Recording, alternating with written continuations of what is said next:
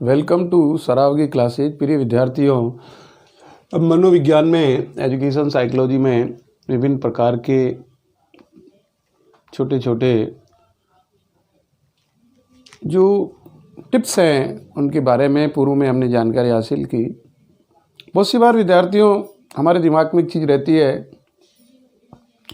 कि मोटे मोटे रूप से हम सिलेबस को कवर कर लें। ये हमारी समझ की भूल होती है।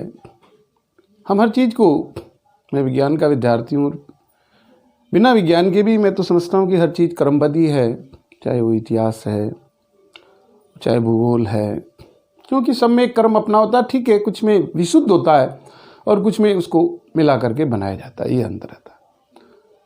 और बच्चे को भी अपन जब मशीन पढ़ाते हैं, पार्ट ऑफ सिंपल मशीन पढ़ते हैं कि wedge, pulley, axle, wheel and axle and screw and driver, तब जाकर के वो मशीन बन जाती है और वो मशीन सिस्टमेटिक चलती रहती है।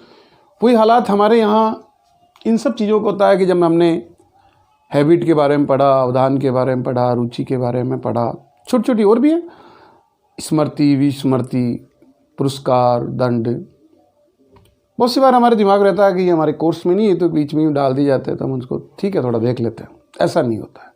जब आप इन सब चीज़ों को समझेंगे तभी मतलब मनोविज्ञान पूर्ण रूप से आता है। और फिर वहाँ कोई सैद्धांतिक परीक्षा पास नहीं करनी होती। प्रतियोगी परीक्षाओं में हमें हमारे कंसेप्ट क्लियर होने चाहिए। जो मेरा उद्देश्य, बेसिक कंसेप्ट है, वो क्लियर होंगे तो आप स्वतः ही क्वेश्चन, भले 1000 हो चाहे 5000 हो, अपन उनको सॉल्व आसानी से कर पाएंगे। तो इसी क्रम में सेंसेशन एंड परसेप्शन, संवेदना और प्रत्यक्षीकरण के बारे में आज हम पढ़ेंगे। बहुत ही ईजी गोइंग है। जो हम जन्म के कुछ समय पश्चात ही बालक जो है इसी का अनुभव करता है। संवेदना की जो अभिव्यक्ति ज्ञानेंद्रियों द्वारा होती है। हमारी जो ज्ञानेंद्रियां हैं, बालक को भी आप देखते हैं कि जो ही थोड़ी समझ आती है वो देखने लगता है, मुस्कुराने लगता है, रोता है। तो उसके दादा, चाचा, दादी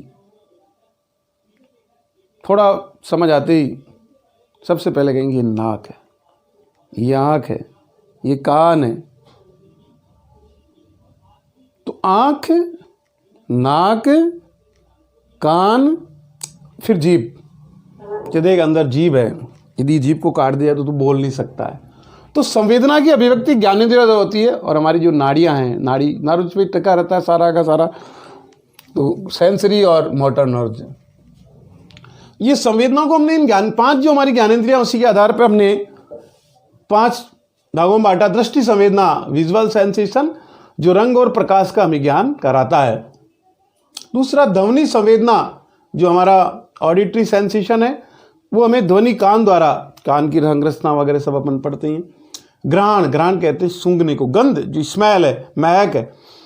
ऑल्फैक्टरी सेंसेशन हमारा होता है, उसके घ्राणेंद्रिय।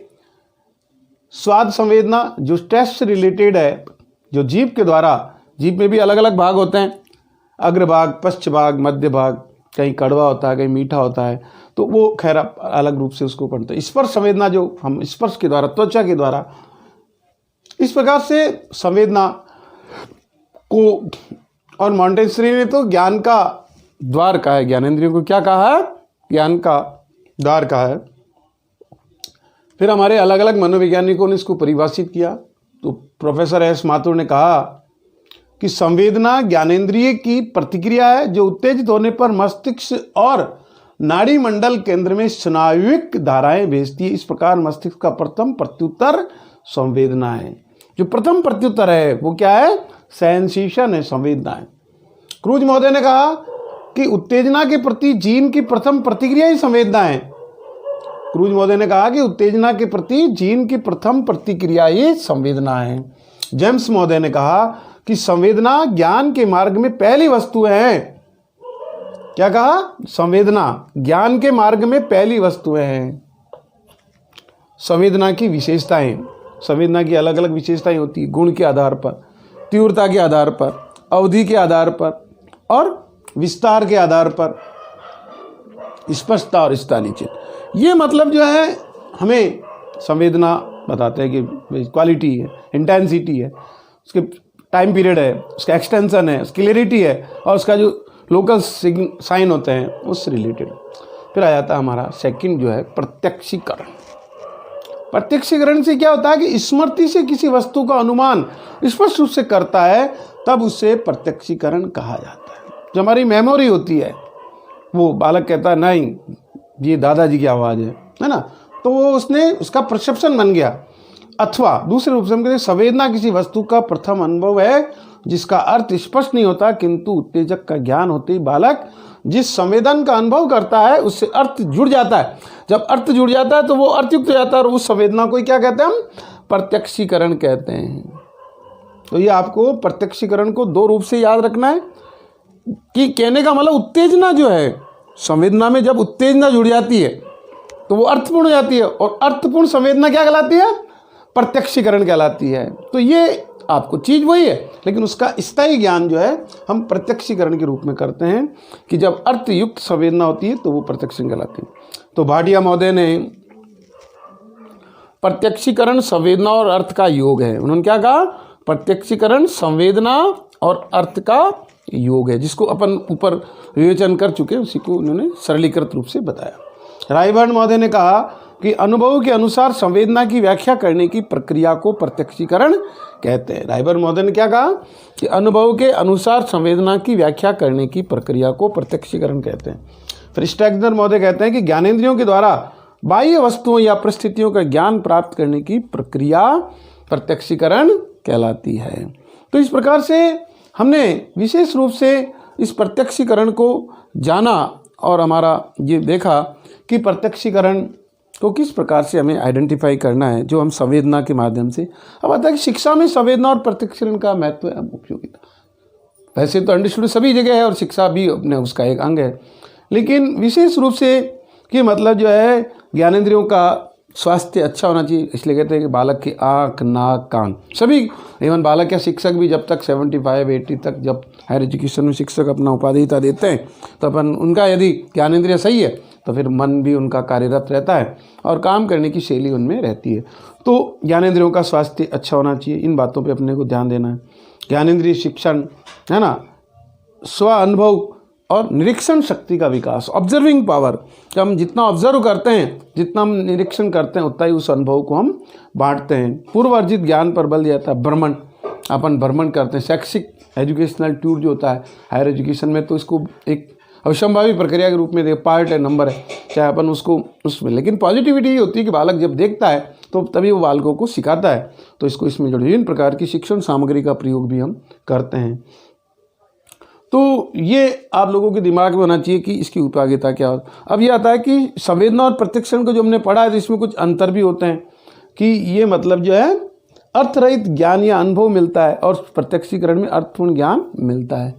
दूसरा जो बहुत सी बार ये होता है कि हमारा जो संवेदना और प्रत्यक्षीकरण को हमने पढ़ा तो इनको छोटी छोटी चीज़ों के रूप में ही हमें जानने की चीज़ में आ जाना चाहिए कि जो संवेदना मस्तिष्क का प्रथम अनुक्रिया है और ये मस्तिष्क की द्वितीय अनुक्रिया कौन? प्रत्यक्षीकरण। ये प्रथम मानसिक प्रक्रिया है कौन? संवेदना, और प्रत्यक्षीकरण द्वितीय मानसिक प्रक्रिया है। छोटी छोटी बातें, लेकिन अपने को इस दिमाग में बैठना चाहिए कि वास्तव में हम प्रत्यक्षीकरण की किस प्रकार से परिभाषाएं और अंतर को जाने। तो हमने भाटिया के द्वारा, रायबर्न के द्वारा, कॉलिन्स और ड्रेवर ने भी कहा कि संवेदना द्वारा किसी वस्तु या परिस्थिति को तुरंत समझ लेना प्रत्यक्षीकरण है। जेम्स महोदय ने कहा कि प्रत्यक्षीकरण विशेष रूप से उन भौतिक पदार्थों की चेतना है जो ज्ञानेंद्रियों के साथ, मतलब कुल मिला के ज्ञानेंद्रियों से ओतप्रोत है। यदि हमारी ज्ञानेंद्रियां इसमें कार्यरत है तो हम इसको बहुत ही अच्छे से समझ पाते हैं। फिर वुडवर्ड मॉर्टन ने बताया सबसे पहली परिभाषा कि प्रत्यक्षीकरण इंद्रियों की सहायता से पदार्थ और बाह्य घटनाओं या तथ्यों की जानने की क्रिया है। तो विशेष रूप से मेरा यहाँ है कि प्रत्यक्षीकरण पर जोर देना है कि संवेदना किसी वस्तु का प्रथम अनुभव है जिसका अर्थ स्पष्ट नहीं होता, किंतु उत्तेजक का ज्ञान प्राप्त होते ही बालक जिस संवेदन का अनुभव करता है उसमें वो अर्थ जुड़ जाता है। इस अर्थयुक्त संवेदना को ही प्रत्यक्षीकरण कहते हैं। दूसरे शब्दों में संवेदन प्लस अर्थ का मतलब प्रत्यक्षीकरण, संवेदन प्लस अर्थ का मतलब प्रत्यक्षीकरण। तो ये आपको स्थायी दिमाग में रहना चाहिए, प्रत्यक्षीकरण।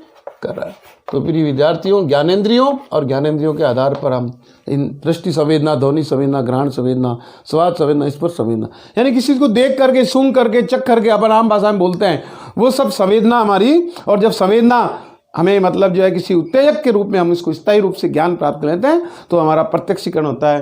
तो इस प्रकार से आज का हमारा टॉपिक छोटा है, लेकिन मैं ये समझता हूँ कि ये मनोविज्ञान के अंदर बहुत ही अहमियत रखता है कि जब हमें इन चीज़ों का आभास होगा, हम कड़ी से कड़ी जोड़ते हुए पढ़ेंगे तो हमें कोई भी ताकत मनोविज्ञान के अंदर पिछड़ा नहीं कर सकती। चाहे वो थर्ड ग्रेड का एग्जाम हो, चाहे वो सेकंड ग्रेड का एग्जाम हो, चाहे वो फर्स्ट ग्रेड का एग्जाम हो, चाहे वो C-TET हो, और चाहे वो C-TET लेवल फर्स्ट हो, लेवल सेकंड हो, रिट में लेवल फर्स्ट हो, चाहे लेवल सेकंड हो।